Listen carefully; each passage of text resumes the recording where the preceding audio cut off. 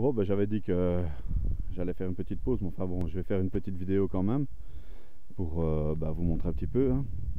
J'ai isolé mes toits, donc j'ai mis une plaque de styrodure dans chaque toit. Sur celle-ci, j'ai remis un toit un peu plus long parce que l'autre ne couvrait pas vraiment la ruche, donc voilà, j'ai amélioré ça. Donc toutes mes ruches, les toits sont isolés. J'ai bouché les entrées avec du mousse, ça va, ça tient bien. Donc voilà, maintenant il faut qu'elles s'habituent un petit peu parce qu'elles sont un peu perdues du fait que il y a un nouveau truc devant les ruches. Enfin chacune, j'ai bouché les entrées pour le pillage et compagnie, hein, pour le froid, etc., etc. Bon, j'ai pas bouché mes fonds, je laisse aérer. Maintenant, je ne sais pas si en Belgique il y a un moment où il faudra peut-être que je bouche les fonds ou pas. Si jamais il y a des Belges par miracle qui me regardent, n'hésitez pas à commenter, à me dire s'il faut boucher un peu les fonds, même partiels, quoi, hein, voilà quoi. Donc, j'ai une amélioration, hein, quand même. Bulma, ici, elle est sur 8 cadres, elle a 16 kg à la pesée arrière, donc 16 kg. Si je me rappelle bien, il faut multiplier par 2, donc elle doit être dans les 32 kg. Je pense que ça commence à être bien. Grimina, elle est sur 6 cadres. Sur 6 cadres, elle est à 14 kg. Donc je pense 28. Hein. J'ai retiré les cailloux, hein, pour peser, hein, vous inquiétez pas. Hein. Je suis pas con non plus. J'ai retiré les poids. Hein. Donc Grimina, elle est à 14 kg. Donc je présume 28 au total. La pire, c'est Lola. Lola, elle a du mal. Hein. Elle est à 13 kg, Lola. Elle est sur 8 cadres, si je me rappelle bien. 7 ou 8 cadres, je ne sais plus. Mais elle est à 13 kg, quoi. C'est celle qui m'inquiète le plus. Voilà. Marjolaine, magnifique aussi, 16 kg. Enfin, magnifique par rapport à ce que c'était, quoi. Hein. Il y a une semaine d'ici, on était encore dans les 13 kg. Elle est à 16, donc je pense que c'est pas mal. Des cheveux, elles ont été nourries. Donc, total, elle doit être dans les 32 kg. Et Chichi, elle est à 16 kg aussi. Hein. 16 kg. Bon, maintenant, ils annoncent encore quelques jours de pluie, là. Au moins jusque mardi, voire mercredi. On a eu 2 semaines de pluie. Et quand je dis pluie, c'est intense. Hein. C'est presque non-stop. Ici, je profite d'une accalmie. Et je veux dire, je savais, ils avaient annoncé que ce samedi, il allait avoir une accalmie. J'en profite pour venir en vitesse parce que après, ça va être retour du carnage. Donc, bon, là, il faut qu'elle s'habitue, à mon avis. Elles se disent, ouais, il a bouché l'entrée, cet enfoiré. C'est pour la chaleur, les filles. Hein. Enfin, ça ne les empêche pas de sortir. Hein. Ça sort. Hein. À ma gauche, là-bas plus loin, il y a du lierre qui commence à être en fleurs, si je ne m'abuse. Donc voilà, d'ailleurs, pour vous dire, hein, le bac là, il était quasi vide. Et il est plein. Hein. Quand je suis arrivé, il y avait 7 faisans sur mon rucher. Bon, je ne filmais pas encore. Bon, il y a eu des pertes apparemment. Il y a des morts devant toutes les ruches. Mais je ne m'alarme pas, ça doit être sur le long terme, quoi. C'est en une semaine, hein, ça. Peut-être même un peu plus d'une semaine. Donc voilà, quoi. Je suppose qu'elle vire les cadavres aussi, hein, ça commence maintenant. Donc voilà. Alors à ceux qui me suivent, les Belges comme les Français, si par miracle j'ai des Belges dans l'histoire, n'hésitez pas, hein, à aller voir le YouTube de Cyril, hein, Cyril Gaudin. Il est en train de faire une action là pour le moment pour aider des apiculteurs, un couple d'apiculteurs dans le sud de la France qui a tout perdu, un incendie. Et bon, si vous allez voir dans l'onglet communauté de Cyril, vous allez remarquer qu'il a mis un article là-dessus.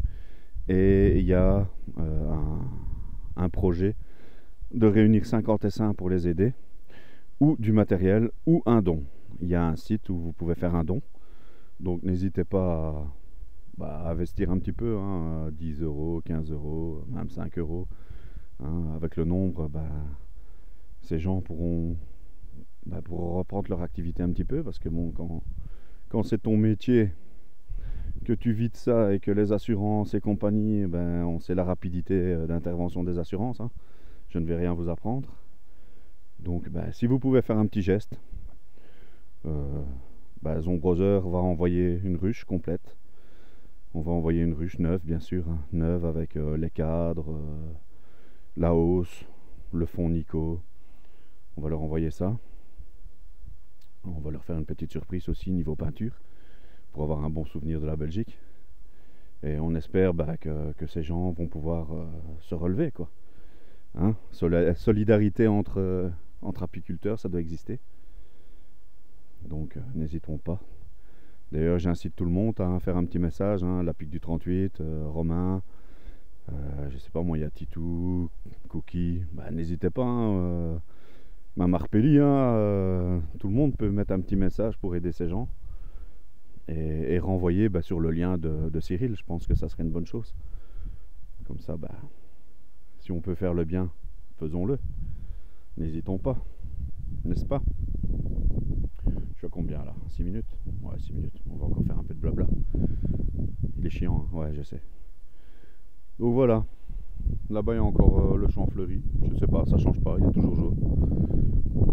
Comme je vous disais, il y a du lierre pas loin sur des murs. Bon, j'espère qu'elles vont avoir l'occasion d'aller taper dedans. Je vois qu'il y a des arbres qui refleurissent là-bas au milieu. Si vous regardez bien là au milieu, il y a un arbre en fleurs. J'ai vu qu'il y avait des régions de Belgique où les arbres fruitiers se remettaient en fleurs aussi. C'est un peu bizarre à cette période. De toute façon, je crois que le gel va avoir tôt fait de régler l'histoire d'ici peu. Mais bon. Ouais, les pièges, il faudra que je les retire. Parce que ça commence à être la zone. Il faudra venir faire un petit entretien sur le rucher aussi. Donc pour l'année prochaine, Grimina, Bulma et Chichi vont partir avec Jérémy sur l'autre rucher, le deuxième qu'on a. Moi je vais garder Marjolaine et Lola. Bon, bien sûr, si ça passe l'hiver. Hein.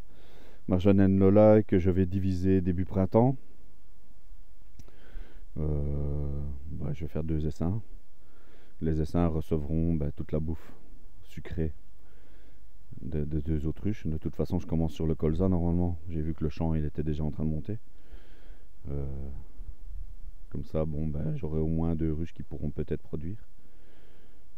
Bien que Marjolaine recevra sa hausse avec 10 cadres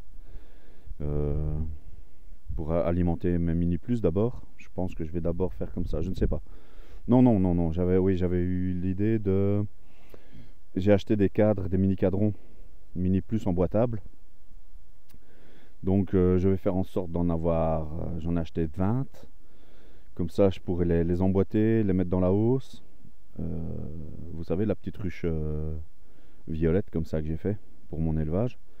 Donc je vais les laisser monter, je vais les laisser bâtir sur les cadrons. Je vais laisser la reine pondre dedans. Une fois que tout ça sera bien peuplé, je l'enlèverai, je le mettrai sur son socle. Je ferai mon picking sur ça directement. Et je pensais que si j'ai 4 reines, voire 5 peut-être, à ce moment-là, de toute façon, comme j'aurai les cadrons